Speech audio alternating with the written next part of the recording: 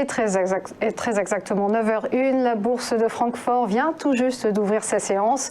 On va s'intéresser ce matin au DAX avec Eric Seban, trader, formateur et coach. Eric, bonjour.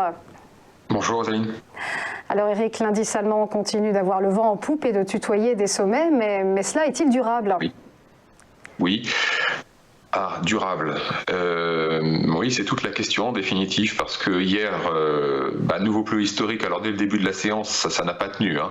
Ça a été extrêmement bref, puisque le DAX n'a fait que se replier ensuite toute la journée sur un repli qui est assez modeste compte tenu des derniers mouvements que nous avons eus, mais un repli donc assez méthodique, jusqu'à préserver la zone d'appui intermédiaire que nous avons, qui a été celle qui a donné lieu à l'appui de lundi, 15 320, 15 350. Bon, ça s'est passé donc entre l'ouverture et la fermeture du marché action en Europe, et puis le DAX a continué de glisser doucement en suivant les indices américains. Bon, bien qu'il y ait eu des bonnes nouvelles sur certaines grosses enseignes, le marché a décidé aux États-Unis de continuer de se replier.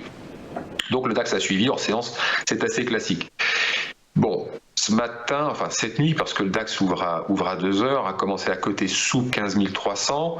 Là actuellement nous sommes dans la zone d'évolution 50-300, 250-300.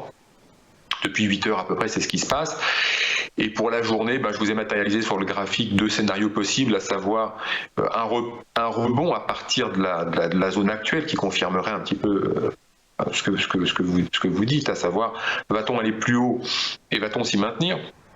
En tout cas, je fais l'impasse sur une forte baisse, donc je me dis qu'à partir de la zone actuelle, on peut tout à fait avoir un rebond, ou bien aller chercher un cran plus bas sur 15 180, 140.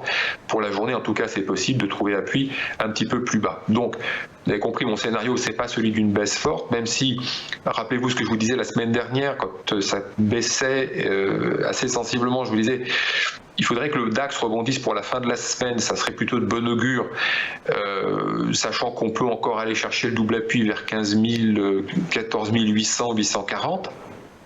Rebond pour la fin de la semaine et double top possible vers 15 500.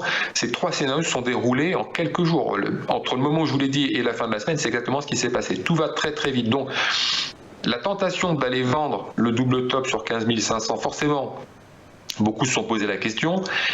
Moi, je ne l'ai pas fait. Je ne l'ai pas fait parce que je pars du principe que je ne peux pas ignorer le contexte qui est le même que de celui que je vous décris depuis décembre, à savoir qu'à chaque fois qu'il y a des replis, on a systématiquement des rebonds qui sont orchestrés. J'ai bien dit orchestrés, c'est un tirage, il n'y a aucun doute sur ce qui s'est passé, par exemple, jeudi et vendredi dernier, les algos étaient à la manœuvre et continuent de l'être particulièrement en ce moment. Donc, dans un contexte comme celui-là, faire l'hypothèse que le marché peut encore décrocher fort et peut-être entamer une baisse durable, c'est pas le scénario principal, vous l'avez compris. Et justement parce que le contexte, depuis des mois, nous montre qu'à chaque fois qu'on a eu des replis, on a eu des rebonds importants. Donc pour le moment, je vois plutôt au contraire.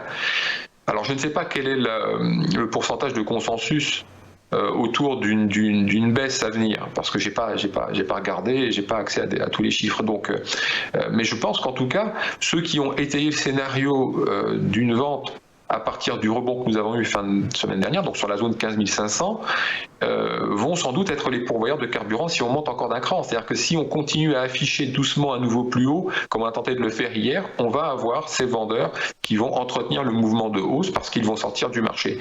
Donc là, les contraintes techniques vont peser très fort. Là, sur le CAC 40, on aura l'échéance cette semaine.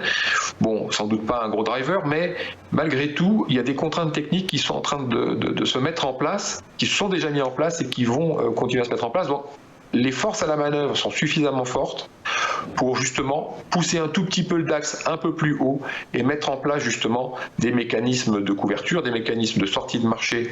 Toutes les contraintes techniques dont je parle, c'est ça, il y en a d'autres, mais on n'aura pas le temps de les évoquer toutes, mais en tout cas, le graphique est trop beau pour être honnête en ce moment, si je peux m'exprimer de cette manière-là, je ne sais pas si je peux vraiment, mais disons que je n'irai certainement pas faire le pari de la baisse en ce moment, et que mon opinion est que on va sans doute avoir un nouveau tirage, peut-être vers ce fameux objectif que je vous ai indiqué pour mai, c'était à la mi-avril et toujours sur le graphique, je ne serais pas étonné qu'on aille le chercher. Alors, je vais vous dire, pas forcément demain, après-demain, mais en même temps, vu ce que j'ai vu la semaine dernière, tout est absolument possible en termes de vitesse sur le marché.